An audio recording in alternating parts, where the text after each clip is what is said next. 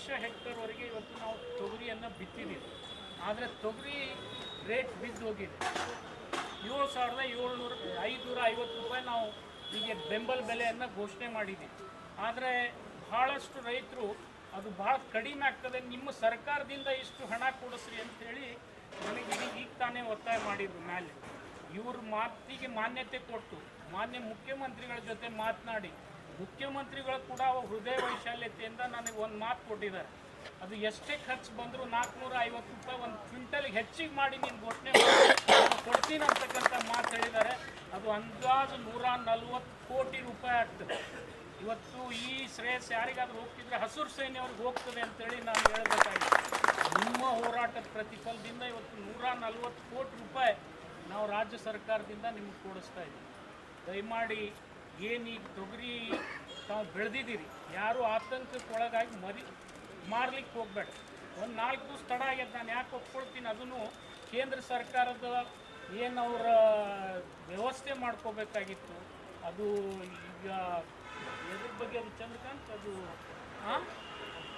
ಅಲ್ಲ, ಇದು ಅದೆಲ್ಲ ತೊಗರಿ ಖರೀದಿಗೆ ಡಿಲೇ ಆಗಿದ್ದ ರೀಸನ್ ಏನು?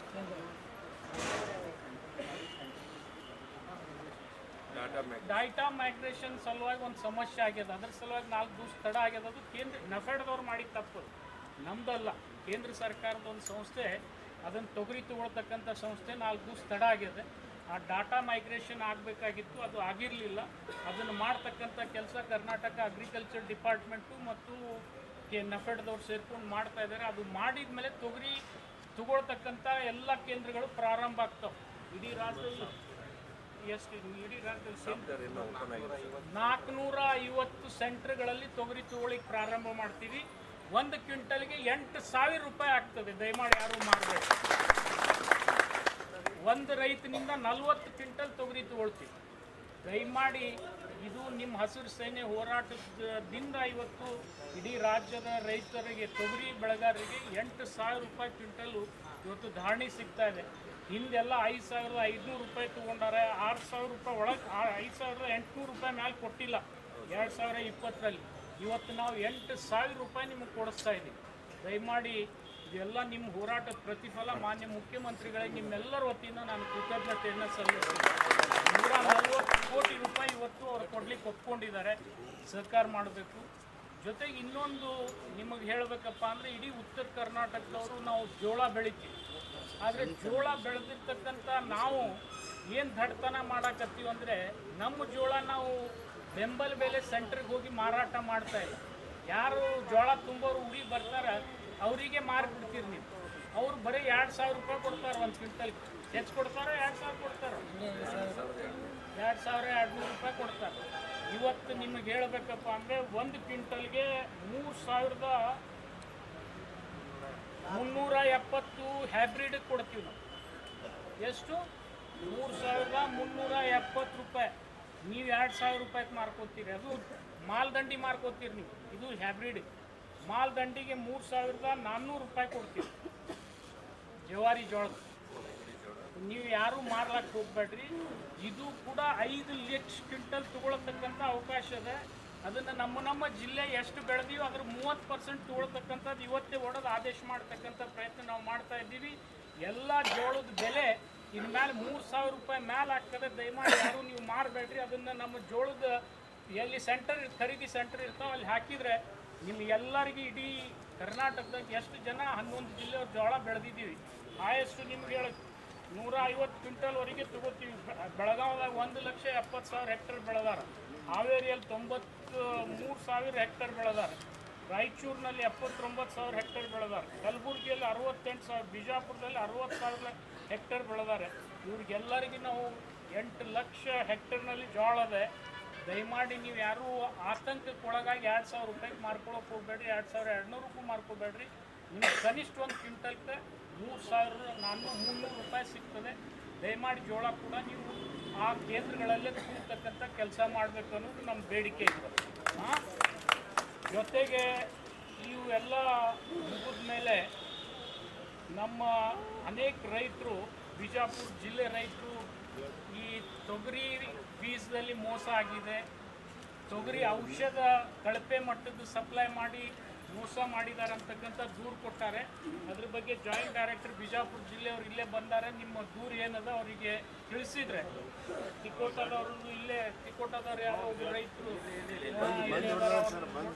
ಅವರು ಹೇಳಿರ್ತಕ್ಕಂಥ ವಿಚಾರನ ಅವ್ರ ಗಮನಕ್ಕೆ ತಂದಿದ್ದೀನಿ. ಅದನ್ನು ಕೂಡ ನಾನು ಪ್ರಯತ್ನ ಮಾಡ್ತೀನಿ. ಜೊತೆಗೆ ಏನಪ್ಪ ಅಂತಂದರೆ ನಿನ್ನೆ ನೀವು ನಮ್ಮ ಮನೆ ಮುಂದೆ ಬರ್ತೀನಿ ಅಂದಿದ್ರಿ, ತಪ್ಪೇನು ತಿಳ್ಕೊಬೇಡ, ನಾ ಬೇಡ ಅಂದಿಲ್ಲ.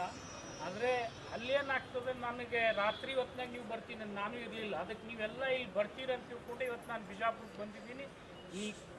ಈ ಹೋರಾಟ ಮುಗಿದ ಮೇಲೆ ನೀವು ಬಂದರೆ ನನ್ನ ಮನೆಗೆ ಬಂದರೆ ನಿಮ್ಮ ಜೊತೆ ನಾನು ಊಟ ಮಾಡ್ತೀನಿ ಅಂತೇಳಿ ಸ್ವಾಗತ ಮಾಡ್ತಾ ಇದ್ದೀನಿ. ದಯಮಾಡಿ ನನಗೇನು ಅಭ್ಯಂತರ ಇಲ್ಲ. ನೀವು ಯಾವಾಗ ಬೇಕಾದಾಗೂ ಬರ್ಬೋದು.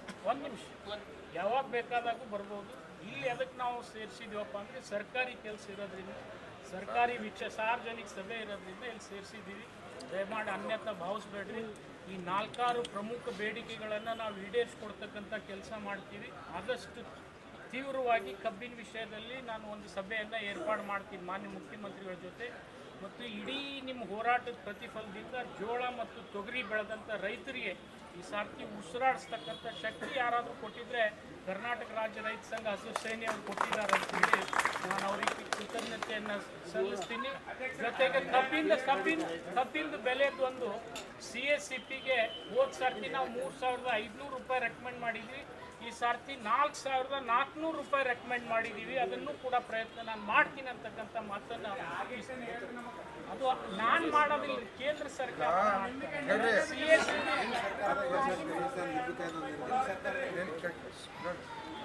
CSCP ವರದಿ ಅಂತಂದ್ರೆ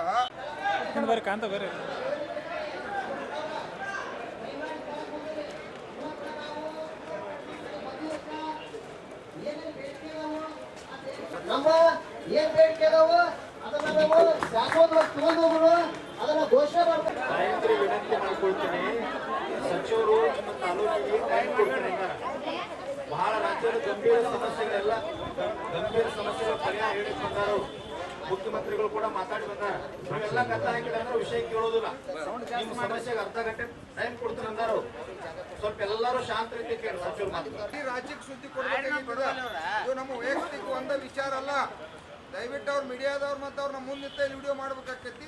ಅಥಣಿ ತಾಲೂಕು, ಶಾಪುರ ತಾಲೂಕು, ಶಾಪುರ ಜಿಲ್ಲೆ, ಯಾದಗಿರಿ ಜಿಲ್ಲೆ, ಶಾಪುರ CSCP ವರದಿ ಅಂತಂದ್ರೆ ನಾವು ಎಷ್ಟು ಖರ್ಚು ಬರ್ತೈತಿ ಬೆಳ್ಯಾಕ ಅಂತೇಳಿ ಸರ್ಕಾರಕ್ಕೆ ಮತ್ತೆ ಮನವರಿಕೆ ಮಾಡ್ತಕ್ಕಂಥದ್ದು 4,400 ರೂಪಾಯಿ ಇವತ್ತು ಬೆಳ್ಯಾಕ ಖರ್ಚು ಬರ್ತೈತಿ ಅಂತೇಳಿ ಕೇಂದ್ರ ಸರ್ಕಾರ FRP ಅಂತೇಳಿ ರೇಟ್ ಫಿಕ್ಸ್ ಮಾಡ್ತಾರಲ್ಲ, ಅಲ್ಲಿ ರಿಪೋರ್ಟ್ ಕಳಿಸ್ಯಾರು. ಅಲ್ಲಿ ರೇಟ್ ಹೆಚ್ಚಾಗಲಿ ಅಂತೇಳಿ ಕಳಿಸಿರ್ತಕ್ಕಂಥ ಸರ್ಕಾರ ವತಿಯಿಂದ ಕಳಿಸ್ಯಾರ ಅಂತ ಅವ್ರು ಹೇಳತ್ತಾರ. ಬಂದು ತಲೆಯಾಗ ನೆನ್ಪಿಟ್ಕೋರಿ. CSCP ಅಂದ್ರೆ ಕನ್ಫ್ಯೂಸ್ ಆಗಬೇಡ. ಹಾಂ, ಇವರಿಗೆ ನಮಗೆ ಕಬ್ಬಿನ ಸಮಸ್ಯೆ ಇರಲಿ ಮತ್ತು ಇವತ್ತು ತೊಗರಿ ಸಮಸ್ಯೆ ಇರಲಿ, ಜೋಳದ ಸಮಸ್ಯೆ ಇರಲಿ, ದಯವಿಟ್ಟು ಯಾರು ಮಾತಾಡ್ಬೇಡ್ರಿ. ನಮಗೆ ಕೇಳ್ರಿ.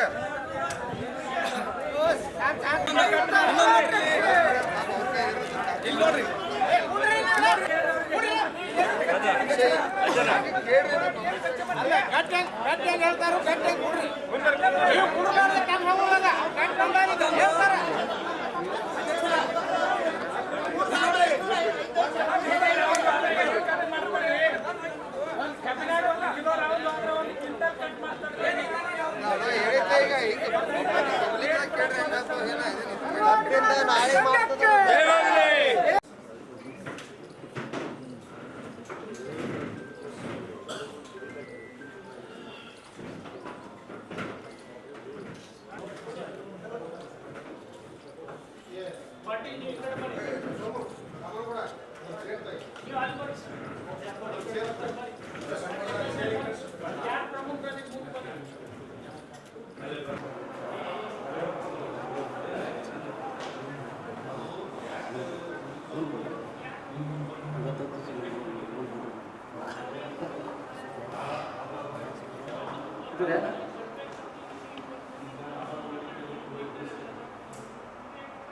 ಇದು ಡಬ್ಬಿರಿ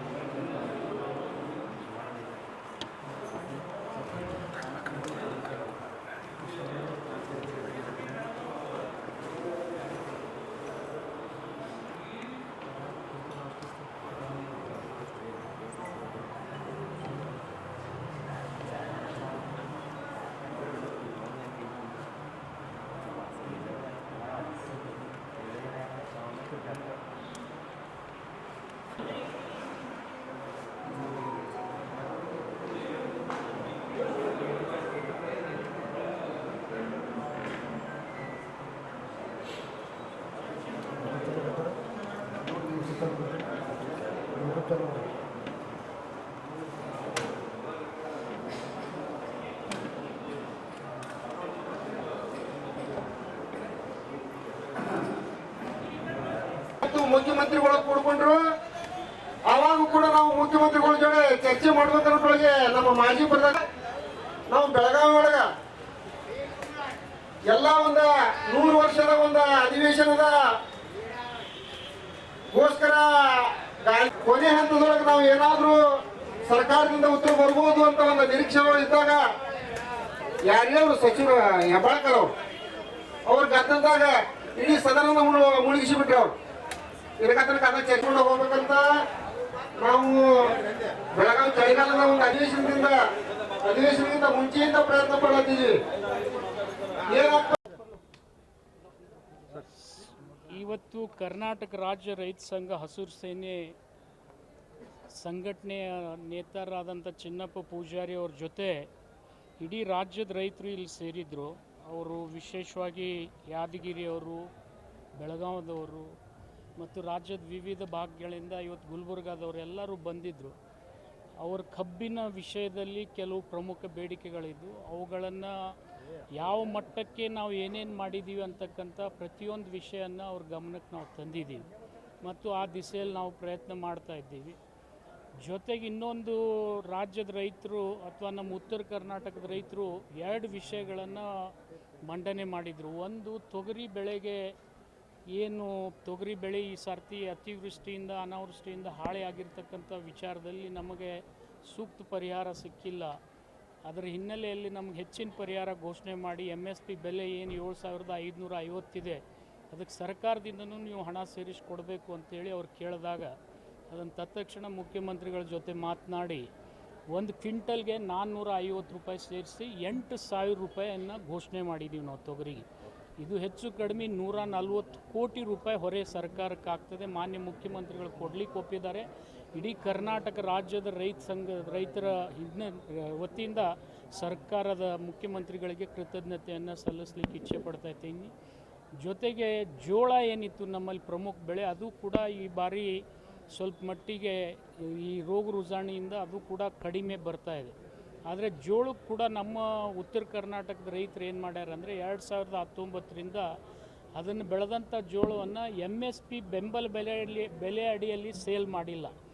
ಈ ಜೋಳ ನಮ್ಮ ಉತ್ತರ ಕರ್ನಾಟಕದ್ದು ಅಂತ ತಿಳ್ಕೊಂಡು ಕೇವಲ 3 ಜಿಲ್ಲೆಯವರು, ರಾಯಚೂರು, ಬಳ್ಳಾರಿ, ಹೊಸಪೇಟೆ, ಈ 3 ಜಿಲ್ಲೆಯವರೇ ಹಿಂಗಾರಿ ಜೋಳ ತಂದು ಹಾಕಿ ಲಾಭ ಪಡ್ಕೊಂಡಿದ್ದಾರೆ.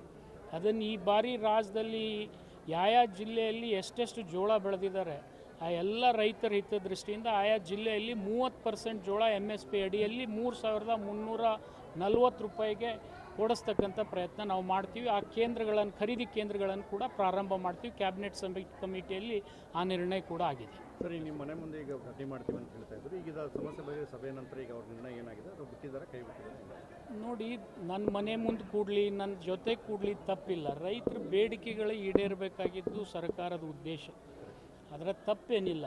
ಅವರು ಅಲ್ಲಿ ಕುಂತಿರ ಬದಲು ಇಲ್ಲೇ ಬರ್ರಿ ಅಂತ ಹೇಳಿದ ಮೇಲೆ ಅವ್ರು ಇಲ್ಲೇ ಬಂದು ನಾನು ಅವರೆಲ್ಲ ರಾಜ್ಯಾಧ್ಯಕ್ಷರಿಗೆ, ಜಿಲ್ಲಾ ಅಧ್ಯಕ್ಷರಿಗೆ ಮನವರಿಕೆ ಮಾಡಿಕೊಟ್ಟ ಮೇಲೆ ನಾವು ಈ ಹೋರಾಟವನ್ನು ಹಿಂಪಡಿತೀವಿ. ಮತ್ತು ರಾಜ್ಯದ ರೈತರಿಗೆ ಇವತ್ತು ಜೋಳ ಮತ್ತು ತೊಗರಿಗೆ 2 ಬೆಂಬಲ ಬೆಲೆಯನ್ನು ನೀವು ಕೊಡಿಸಿದ್ದೀರಿ ಅಂತಕ್ಕಂಥದ್ದು ಕೃತಜ್ಞತೆ ಕೂಡ ಅವ್ರು ಹೇಳಿದ್ದಾರೆ. ಮತ್ತು ನಾಳೆ ಮುಖ್ಯಮಂತ್ರಿಗಳ ಜೊತೆ ಇನ್ನೊಂದು ಸಭೆ ಈ ಕಬ್ಬು ಬೆಳೆಗಾರರ ಹಿನ್ನೆಲೆ ವಿಚಾರಗಳಲ್ಲಿ ಅನೇಕ ಸಮಸ್ಯೆಗಳಿದಾವೆ, ಅದರ ಬಗ್ಗೆ ಒಂದು ಸಭೆ ಮಾಡಿರಿ ಅಂತ ಹೇಳಿದ್ದಾರೆ. ಆ ಸಭೆ ಕೂಡ ನಾನು ಮಾಡಿಸ್ತೀನಿ. ತೊಗರಿ ಒಂದು ನಿಮಿಷ ಹೇಳ್ತೀನಿ ತೊಗರಿ ಖರೀದಿ ಕೇಂದ್ರದ್ದು ರಾಜ್ಯ ಸರ್ಕಾರದ ತಪ್ಪಿಲ್ಲ, ನಫೆಡ್ ಸಂಸ್ಥೆಯಿಂದ ತಪ್ಪಾಗಿದೆ. ನಫೆಡ್ ಸಂಸ್ಥೆ ಕೇಂದ್ರ ಸರ್ಕಾರದ ಆಧೀನದಲ್ಲಿರ್ತದೆ. ಅವರು ಡಾಟಾ ಪುಷ್ ಮಾಡೋದು ಡಿಲೇ ಮಾಡಿದ್ದಾರೆ. ನಮ್ಮ ಕೇಂದ್ರಗಳು ಆಲ್ರೆಡಿ ತೆಗೆದು ರೆಡಿ ಇಟ್ಕೊಂಡು ಕೂತಿದ್ದೀವಿ ನಾವು. ಅವ್ರು ಡಾಟಾ ಪುಷ್ ಮಾಡಿದರೆ ನಾಳೆನೇ ಖರೀದಿ ಪ್ರಾರಂಭ ಆಗ್ತದೆ.